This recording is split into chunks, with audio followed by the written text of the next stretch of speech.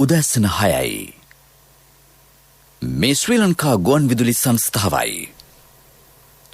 මෙන ප්‍රවෘත්ති සංස්කරණය හේමන්ත හෙට්ටිගේ. ප්‍රකාශය හිමානන්ද රාජපක්ෂ. ජනතා ගැටලු විසඳීම මාධ්‍ය සංදර්ශනයක් නොවේ, ජනපති අවධාරණය කරයි. ජනතාව අතරට ගොස් ගැටලු විසඳීම තම ක්‍රමයයි, එතුමා සඳහන් කරයි. ජනතා ගැටලු විසඳීමට ගත් තීන්දුව දඩබීමා කරගනිමින් වැරදි කරන්නන්ට දැඩි දඬුවම්. මිහිඳු නිවහන නිවාස වැඩසටහන අද මොනරාගලින්. මෙරට කොරෝනා මරණ සංඛ්‍යාව 351 දක්වා ඉහළට. කොරෝනා වෛරසයට එරෙහිව 1,60,000ක් එන්නත් කර අවසන්. විගමනික ශ්‍රී ලාංකිකින් කඩිනමින් දිවයිනට. මියන්මාර් හමුදා පාලකින්ට එරෙහිව තවදුරටත් ජනතා උද්ඝෝෂණ.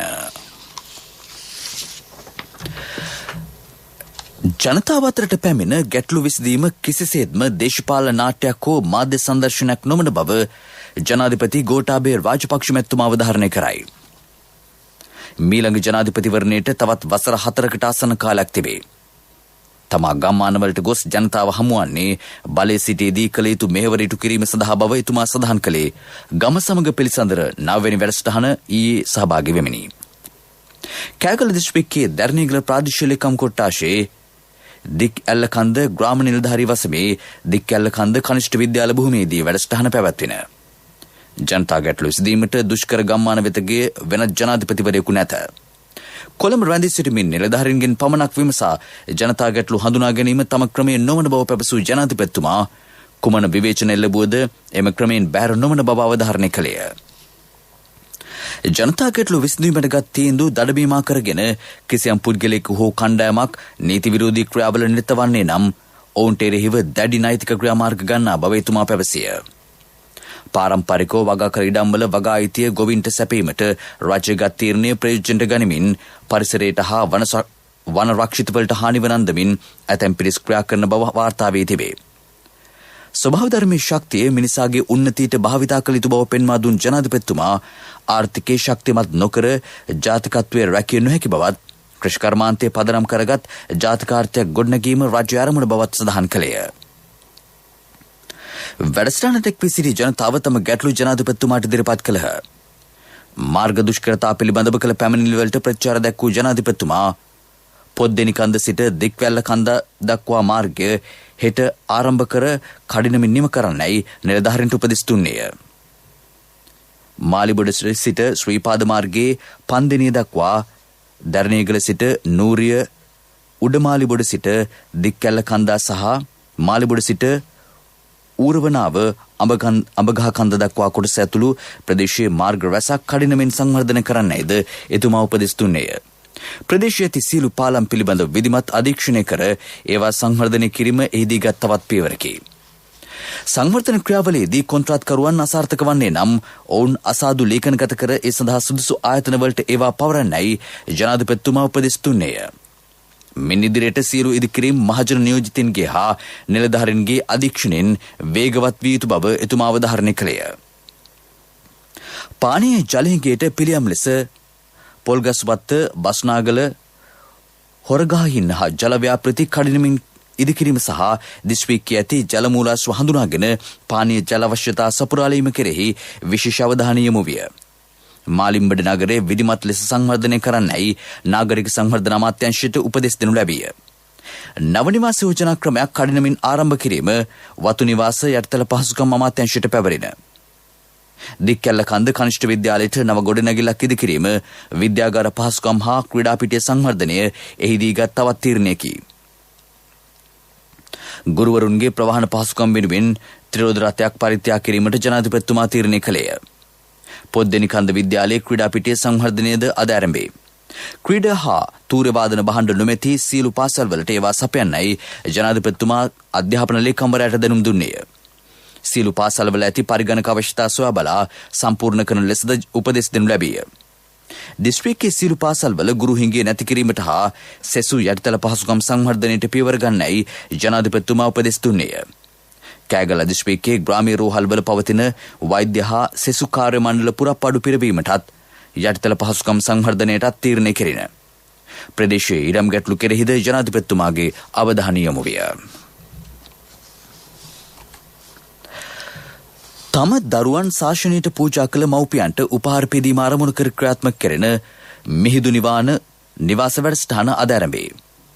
සමාරම්භ උත්සවයේ මොණරාගල සියමල ආණ්ඩුව ප්‍රදේශයේදී අග්‍රාමාත්‍ය මහින්ද රාජපක්ෂ මහතාගේ ප්‍රධානත්වයෙන් පැවැත්වේ. තෝරාගත් මව්පිය යුවලක් වෙනුවෙන් නව නිවසක් ඉදිකිරීම අද ආරම්භ කිරීමට නියමිතයි. තෝරාගත් තවත් මව්පිය යුවල 50කට රුපියල් ලක්ෂ බැගින් වූ අත්තිකාර මුදල් එහිදී පිරිනැමේ. ජාතික නිවාස සංවර්ධන අධිකාරිය හා බෞද්ධ කටයුතු දෙපාර්තමේන්තුවේ මෙහෙයවීමෙන් මිහිඳු නිවහන ව්‍යාපෘතිය ක්‍රියාත්මක කෙරේ. මේ වසර තුළ නිවාස 2000ක් ඉදිකිරීම ඉලක්කයයි. එළඹෙන සෑම වසරකම නිවාස 2000 බැගින් ඉදිකරනු ඇත. සුදුසුකම් සපුර ඇති තෝරාගත් මව්පියන් පදිංචි ප්‍රදේශවලම නිවාස ඉදිකිරීම විශේෂත්වයකි. එක් නිවසක වටිනාකම රුපියල් ලක්ෂ 6කි. ව්‍යාපෘති සඳහා වෙන් කර ඇති මුදල රුපියල් කෝටි 120කි. මේ ප්‍රවෘත්ති ප්‍රකාශය ශ්‍රී ලංකා ගුවන්විදුලි සංස්ථාවෙන්.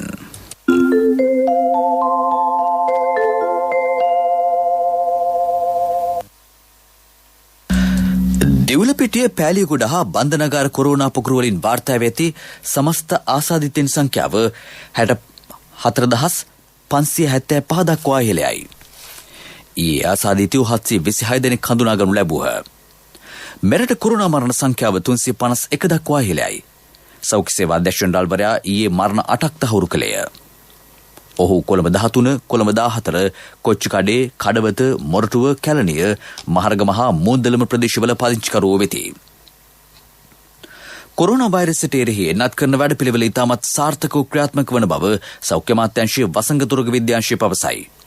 ඊයේ රාත්‍රිය 8:30 වන විට 1,60,148 දෙනෙකු එන්නත් කර තිබිනි. කොරෝනා වෛරසයට එරෙහිව එන්නත් පිළිබඳව ලෝක සෞඛ්‍ය සංවිධානයේ ලෝකවාසී ජනතාව දැනුවත් කිරීම සඳහා පැවැත් වූ සම්මුඛ සාකච්ඡාවක් දැන්. If you've been vaccinated and have questions like when does immunity kick in and how long will it protect you and others, ලෝකේ රටවල් කිහිපයකම COVID-19 වැළැක්වීමේ ප්‍රතිශක්තිකරණ එන්නත් භාවිත කිරීම ආරම්භීමත් සමග බොහෝ දෙනෙකුට එහි සුරක්ෂිතභාවය පිළිබඳව විවිධ මත තිබේ. රෝගයේ වැළඳීම, එහි සුවවීමේ කාලය, නැවත වරක් රෝගයට ගොදුරු වීමේ තත්ත්වයන් පිළිබඳව සාකච්ඡා කෙරේ. එන්නත මගින් ප්‍රතිශක්තිකරණය ක්‍රියාත්මක වන්නේ කෙසේද යන්න වඩාත් අවධානය යොමු කරයි. ඒ සම්බන්ධයෙන් ජනතාවට පිළිතුරු සැපයීම සඳහා ලෝක සෞඛ්‍ය සංවිධානයේ විද්‍යාව පිළිබඳ සාකච්ඡාව නැමැති වැඩසටහන යටතේ එහි සංනිවේදක විශ්මිතා ගුප්තා ස්මිත් මහත්මිය විසින් මෙම විෂය පිළිබඳව විශේෂඥ ආචාර්ය කැතරින් ඔබ්‍රයන් මහත්මිය සමග පැවැත් වූ විනාඩි 5කින් විද්‍යාව නැමැති වැඩසටහනකින් සාකච්ඡා වූ කරුණු කිහිපයක් දැන්. And answering your questions today is Dr. Catherine O'Brien. Welcome, Kate.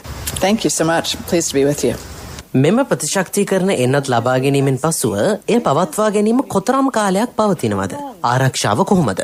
මෙම ප්‍රතිශක්තිකරණ එන්නත මාත්‍රා දෙකකින් සමන්විතයි. පළවෙනි මාත්‍රාව අරගෙන සති දෙකකින් ප්‍රතිශක්තිකරණය ක්‍රියාත්මක වෙන්න පටන් ගන්නවා. නමුත් එහි වඩාත් ශක්තිමත් වන්නේ දෙවනි මාත්‍රාව අරගෙන කෙටි කාලයකට පසුවයි. මෙම එන්නතේ ප්‍රතිශක්තිකරණයේ ශරීරය තුළ කොපමණ කාලයක් ක්‍රියාත්මක වනවාද යන්න නිගමන වලට එළඹිය හැක්කේ මෙම එන්නත රැගත් පුද්ගලයන් සම්බන්ධව කාලයක් සමග කරන ලද පරීක්ෂණ වලින් අනතුරුවයි. ඉතෙක් මෙම එන්නත මගින් කොපමණ කාලයක් කෙනෙකුගේ ශරීරයට ප්‍රතිශක්තිකරණය ලැබෙනවාද කියා දැන්ම නිගමනය කළ නොහැකියි. මෙම එන්නත්කරණය කොපමණ දුරකට සාර්ථක එකක්ද? එනම් ඒ මගින් රෝගය Tamanට බෝවීම සහ බෝ නොකිරීම පිළිබඳ සහතික විය හැක්කේ කොහොමද? සායනික පරීක්ෂණ වලින් තවම හෙළිදරව් වී ඇත්තේ එන්නත ලබාගත් තැනැත්තාට රෝගය නොවැළඳෙන බවයි. නමුත් ඔහුගෙන් තවත් අයට මෙය බෝ වෙනවාද යන්න කෙටි කාලීන සායනික පරීක්ෂණ වලින් නිගමනය කළ නොහැක්කක්. එය ඉදිරියේදී දීර්ඝ කාලීන සායනික පරීක්ෂණයකින් පසුව පමණක් විද්‍යාත්මකව තහවුරු කළ හැකියි.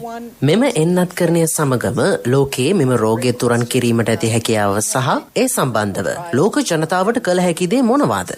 මුළු ලෝකයේම සියලු ජනතාවට මෙම එන්නත ලබා දීම දුෂ්කර හා විශාල කාලයක් ගතවන කටයුත්තක්. ඒ නිසා ජනතාවගෙන් කොටසක් පමණක් එන්නත්කරණයට ලක් කිරීමෙන් මෙම රෝගය තුරන් කරන්න බෑ. ඒ නිසා ලෝක පුරා එක් එක් රටවල් මෙම රෝගයේ පැතිරීම වළක්වා ගැනීමට ගනු ලබන ක්‍රියාමාර්ගවල ශක්තිමත් භාවය තුළින් රෝගයට එරෙහිව සිදු කරන සමස්ත සටන මගින් රෝගයේ පැතිරීම වැළැක්වීම සිදු කිරීමට ගන්නා උත්සාහයද සාපේක්ෂයි. ලෝකයෙන් මෙම රෝගය තුරන් කළ හැක්කේ කුමන කාලයකදීද කියලා නිගමනයකට එන්න පුළුවන්ද? තවදුරටත් කියනවා නම් අවුරුදු 18ට වඩා අඩු දරුවන්ට මෙම එන්නත තවම ලබා දීමට තීරණය කර නැහැ. එබැවින් දැනට තිබෙන තත්ත්වය අනුව ලොව සියලුම පුරවැසියන්ට මෙම එන්නත ලබා දීමට හැකියාවක් නොමැත.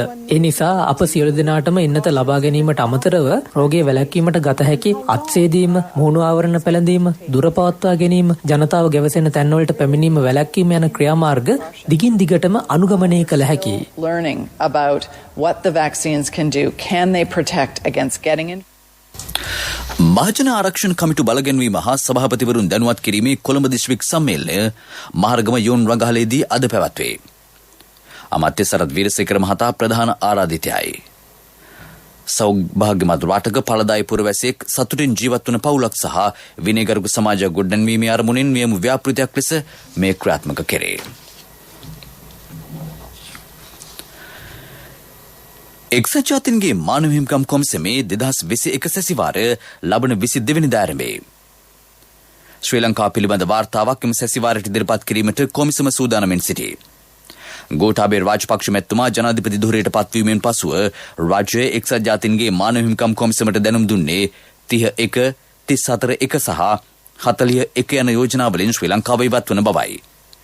කිසිදා විනාශ කළ නොහැකි යන මතය ගොඩනගා තිබූ LTT සංවිධානය පරාජය කිරීමට ශ්‍රී ලංකා ආරක්ෂක හමුදාව 2019 දී ක්‍රියාත්මක කළ මානුෂීය මෙහෙයුමෙන් හැකිවිය. LTT සංවිධානයේ අවසන් දින කිහිපයේදී සාමාන්‍ය ජනතාව පලිහක් ලෙස යොදාගත්තද LTTට බාහිර වී සිටි සියලු ජනතාව නිරුපද්‍රිතව මුදා ගැනීමට ආරක්ෂක හමුදා සමත් වූහ.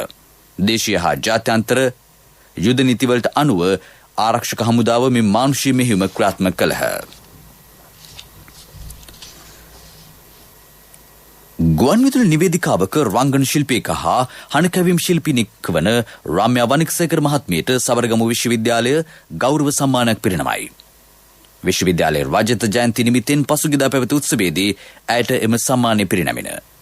රාම්‍යා වනික්සේකර මහත්මිය ජාතික ගුවන් විදුලියේ දක්ෂ ප්‍රවෘත්ති නිවේදිකාවකි. ශ්‍රී ලංකා ගුවන් විදුලි සංස්ථාවේ වයඹහඬ ප්‍රාදේශීය ගුවන් විදුලි සේවය අද 112 වන සංවත්සරය සමරයි. වයම් පළාතේ ජනතාවගේ සංනිවේදන අවශ්‍යතා සපුරාලීම ආරමුණු කර ගනිමින් 2009 පෙබරවාරි 7 වෙනිදා ඒ ආරම්භ කෙරින. ගාමිණී විජේවර්ධන මහතා වයඹහඬ අධ්‍යක්ෂ ප්‍රථම අධ්‍යක්ෂකවරයායි. වයඹහඬ 12 වන සංවත්සරය නිමිත්තෙන් වසර පුරා ක්‍රියාත්මක රුක් රෝපණ වැඩසටහනක්ද සංවිධානය කර තිබේ. වයඹ මිතුරු තුරු යනුවෙන් නම් කර ඇති එය කුරුණෑගල ප්‍රාදේශීය ලේකම් කාර්යාලය පරිශ්‍රයෙන් අද පෙරවරු 10ට ආරම්භයි. වයම් පළාත් ආණ්ඩුකාර රාජා කොල්ලුරේ මහතා ඇතුළු පිරිසක් එම අවස්ථාවට එක් වෙති.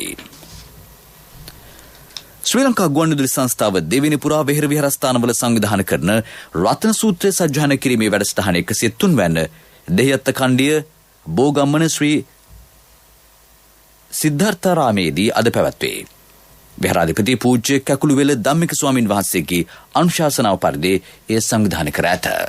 වසරකට අධික කාලයක් ලෝකයේම කොරෝනා උවදුරින් පීඩා විඳින මේ මොහොතේ ශ්‍රී ලංකා ගුවන් විදුලි සංස්ථාව මගින් රට පුරා සූත්‍ර දේශනාව දේශනා කරවමින් ඒ උතුම් අමාපැන් ඉසිමින් සිදු කරන ඒ ආශිර්වාද මේ පුණ්‍ය ක්‍රියාව 103 වෙනි වරට දෙහිඅත්ත කන්දිය මෝගම්මන ශ්‍රී සිද්ධාර්ථාරාම විහාරස්ථානයේ කේන්ද්‍රගත කොටගෙන අද දින පැවැත්වීමට කටයුතු සූදානම් කරන වග කරුණාවෙන් සිහිපත් කරු ලබනවා. එදා බුදුරජාණන් වහන්සේ දේශනා කොට වදාළේ විශාල මහනුවර ඇති වුණ බයත්‍රේ කරුණ කොටගෙන ඒ ජන ජීවිත සුවපත් කරන්න ඒ උතුම් දේශනාව හේතුප්‍රත්‍ය වුණා. අද දින සවස් 6:30ට ශ්‍රී ලංකා ගුවන් විදුලි සංස්ථාවේ මගින් ඔබට සජීවීව ශ්‍රවණය කිරීමට හැකි වග කාරුණිකව සිහිපත් කරු ලබනවා. ඒ අදහස් දැක්වේ විහාරාධිපති පූජ්‍ය කැකුණුවෙල ධම්මික ස්වාමින් වහන්සේ. ප්‍රමුඛතම පුවත ඔබ වෙත ගෙනෙන්නේ සිද්ධාලේප ලක්වියාව. විදේශගත ශ්‍රී ලාංකික ශ්‍රමිකයින් මෙරටට ගෙන්වා ගැනීම කඩිනම් කෙරේ. එහිදී මැද පෙරදිග සිටින ශ්‍රමිකයින්ට ප්‍රමුඛත්වයේ හිමි වන බව රාජ්‍ය අමාත්‍ය ප්‍රියංකර ජයරත්න මහතා කියයි.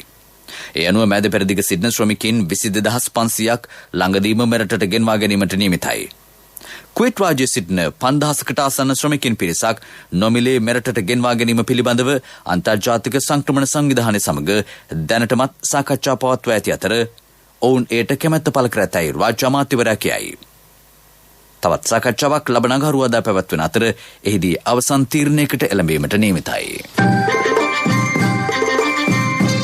ප්‍රමුඛතම පුවත ඔබ වෙතගෙන ආවේ සිද්ධාලේප ලක්වියාව. සත්‍ය හඬ අවධානය පිණිසයි. කොරෝනා වෛරසයේ ව්‍යාප්තිව හමුවේ සෞඛ්‍ය ආරක්ෂාව වෙනුවෙන් කොතරම් උපදෙස් සැපයුවද ජනතාවේ සම්බන්ධයෙන් දක්වන උනන්දුව හා අවධානය කිසිසේත්ම ප්‍රමාණවත් නොවන බව සෞඛ්‍ය අංශ පවසයි. විශේෂයෙන්ම මුව ආවරණ පැළඳීම සහ දුරස්ථ භාවය පවත්වා ගැනීම කෙරෙහි ජනතාව උනන්දු නොවේ. වෙළඳ සැල් හා ජනාකීර්ණ ස්ථානවලදී ජනතාව මේ පිළිබඳ උනන්දුවක් නොදක්වන බව පෙනී ගොස් තිබේ. සෞඛ්‍ය අංශ හා ආරක්ෂක අංශ ජනතාවගේ සෞඛ්‍ය තත්ත්වය යහපත් කිරීම සඳහා ගන්නා උත්සාහයට ජනතාවගෙන් දැනට වඩා වැඩි අවධානයක් යොමු වී තිබු බවද සෞඛ්‍ය අංශ අවධාරණය කරයි. මේ අතර රාජ්‍ය ඖෂධ නීතිගත සංස්ථාවේ සභාපති විශේෂඥ වෛද්‍ය ප්‍රසන්න ගුණසේන මහතා පවසන්නේ කොරෝනා වසංගතය හමුවේ සෞඛ්‍ය තත්ත්වය යහපත් කිරීමට ක්‍රියාත්මක සෞඛ්‍ය ක්‍රමවේදවලට ජනතාව තවදුරටත් අනුගත වීම අත්‍යවශ්‍ය බවයි. එන්නත් කිරීම ඇතුළු අනිකුත් සෞඛ්‍ය පහසුකම් කොතරම් සැපයුවද ජනතාව සිය වගකීම් අඛණ්ඩව ඉටු කළ යුතු බව ඔහු අවධාරණය කරයි. ලෝකයේ බොහෝ රටවල් කොරෝනා වෛරසයට එරෙහිව එන්නත් කළද වෛරසෙන් ජනතාව මියාමේ අඩුවක් දක්නට නොලැබෙන්නේ නිසි සෞඛ්‍ය ක්‍රමවේදවලින් බැහැරව කටයුතු කිරීම නිසා බවද ඒ මහතා පෙන්වා දෙයි. ලෝක ප්‍රවෘත්ති අනුග්‍රහය People's Leasing ලීසින් විප්ලවයට ඔබත් එක්වන්න. කිසිදින නොලැබෙන අසමසම ලීසින් වාරික සමගින් අවම පොලියකට විස්තර දැනගන්න ළඟම People's Leasing ශාඛාවකට පිවිසෙන්න. නැත්නම් කතා කරන්න 0112266300. People's Leasing විශ්වාසයේ ප්‍රමුඛයා. මියන්මාර් හමුදා පාලකයෝ එරට අන්තර්ජාල පහසුකම් අත්හිටුවති. මීට පෙර Facebook ඇතුළු සමාජ මාධ්‍ය ජාලා අවහිර කර තිබිණි. පසුගිය සඳහා සිදු වූ හමුදා කුමන්ත්‍රණයට එරෙහිව මේ වන විට රැංගුන් නගරය ඇතුළු නගර ගණනාවක දැවැන්ත විරෝධතා පැවැත්වේ. දහස් ගණනක පිරිසක් ඊට එක්ව සිටිති. පොලිසිය රැංගුන් නගරයට පිවිසෙන සියලුම මාර්ග මේ වන විට අවහිර කර තිබේ. සත්වෝද්‍යානයක තම කූඩුවෙන් ඉවතට පැමිණි කොටින් දෙදෙනෙකු එහි සේවකයෙකු මරා දැමීමේ සිද්ධියක් ඉන්දුනීසියාවේ බෝනියෝ දූපතෙන් වාර්තා වේ. හටගත් භූමිකම්පාවක් හේතුවෙන් එම සතුන් සිටි කූඩුවට හානි පැමිණි අතර ඔවුන් ඉවතට පැමිණ ඇත්තේ ඒ අනුවයි. එක් කොටියෙකු යලි අල්ලා ගැනීමට සත්වෝද්‍යානයේ සේවකයෝ සමත් වූහ. ඒත් අනෙක් කොටයා ප්‍රචණ්ඩකාරී ලෙස හැසිරීම හේතුවෙන් වෙඩි තබා මරා දැමීමට සිදුවිය. People's Leasing ලීසින් විප්ලවයට ඔබත් එක්වන්න. කිසිදින නොලැබෙන අසමසම ලීසින් වාරික සමගින් අවම පොලියකට විස්තර දැනගන්න ළඟම People's Leasing ශාඛාවකට පිවිසෙන්න. නැත්නම් කතා කරන්න 0112266300. People's Leasing විශ්වාසයේ ප්‍රමුඛයා.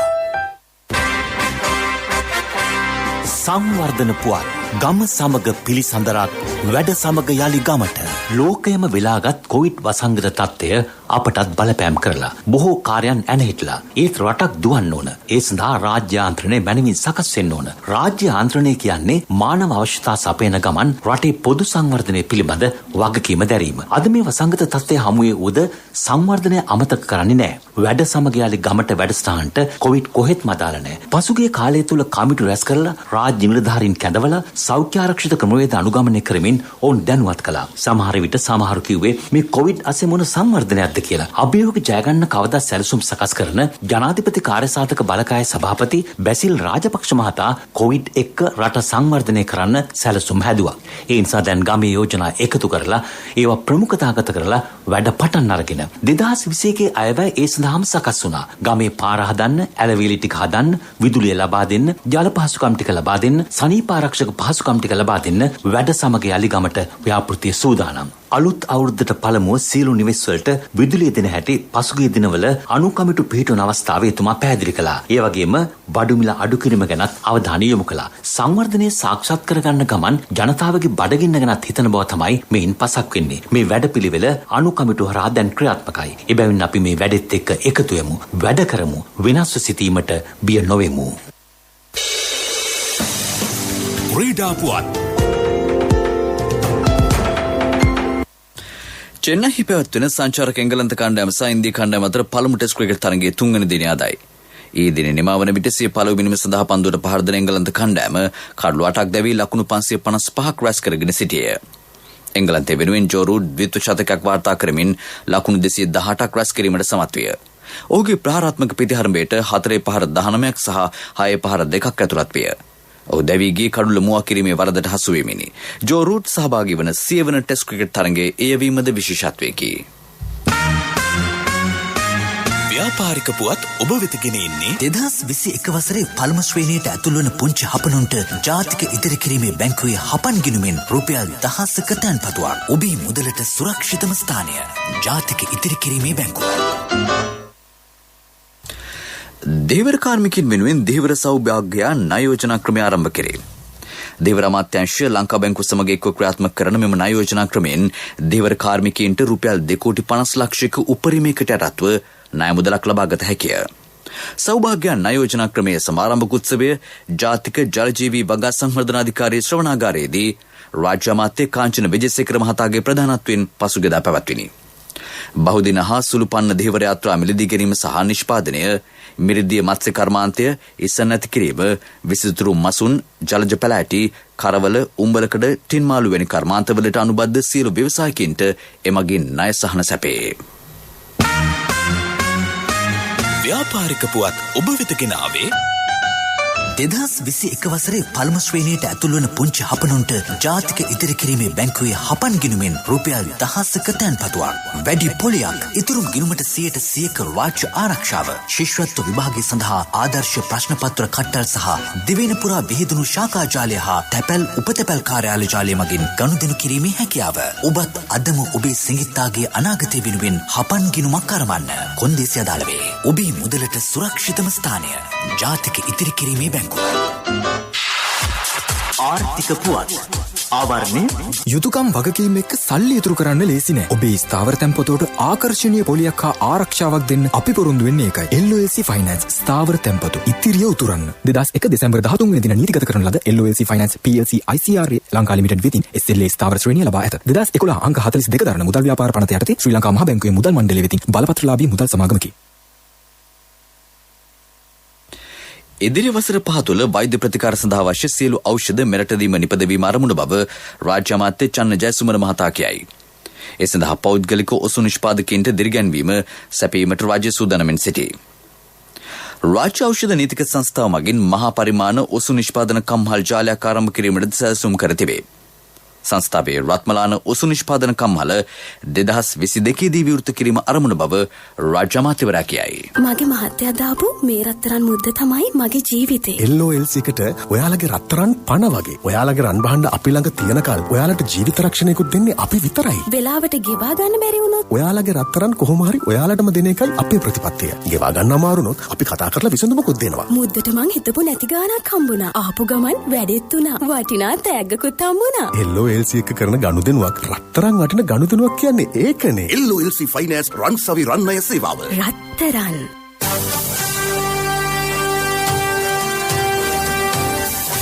කාලගුණ වාර්තාව. ඌව සහ නැගෙනහිර පළාත්වලත් මාතලේ සහ නූරෙල් දිස්ත්‍රික්කවලත් වැසිබර කිහිපයක් ඇති විය හැකි බව කාලගුණ විද්‍යා දෙපාර්තමේන්තුව නිවේදනය කරයි. සබරගමු පළාතේ ගාල්ල, මාතර සහ කළුතර දිස්ත්‍රික්කවලත් තැනින් තැන වැසි හෝ ගෙගුරුම් සහිත වැසි ඇතිවේ. දිවෙනි සෙසු ප්‍රදේශවල ප්‍රධාන වශයෙන් වැසි රහිත කාලගුණයක් පවතී.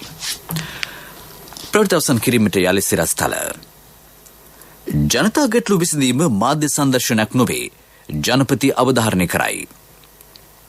ජනතා ගැටළු විසඳීමට ගත් තීන්දුව දඩමීමා කර ගනිමින් වැරදි කරන්නන්ට දැඩි දඬුවම්.